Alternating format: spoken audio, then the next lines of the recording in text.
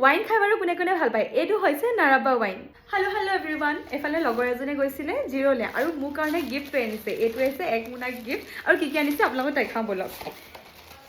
বাই এফালে মোজা লৈ আনিছে দেখিছেনে আৰু ইমান কিউট লাগিছে মোৰ এই মোজাটো বহুত কিউট লাগিছে ঠাণ্ডাটো বাৰু যাবই হ'ল অহা বছৰকে পিন্ধিব পাৰিম এবছৰ পিন্ধিব পাৰিম বাৰু দিন নথকা নহয় এইফালে মোজা লৈ আনিছে দেই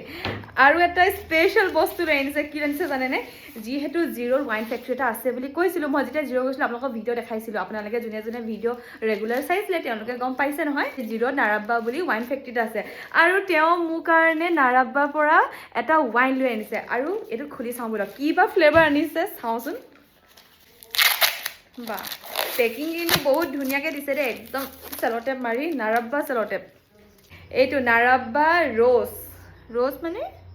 এইটো প্লামৰ হয় নেকি ৰ'জ বুলি লিখা আছে এইটো মই টেষ্ট কৰি চাব লাগিব যোনদিনা টেষ্ট কৰি আপোনালোকক ভিডিঅ'টো বনাই দেখাম যদি পাৰোঁ আৰু এইটো ৰ'জ বুলি আছে কিন্তু এইটো প্লামৰ হেৰি আছে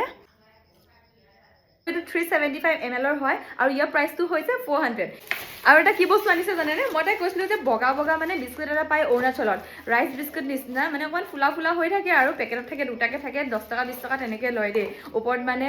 চুগাৰৰ চিৰাপ টাইপ দি থৈ দিয়ে মই সেই বিস্কুটটো মানে যোৱাবাৰ যাওঁতে মই খাব নাপালোঁ আৰু ইমান খাবলৈ মন গৈ আছিলে আৰু কৈ পঠিয়াইছিলোঁ যে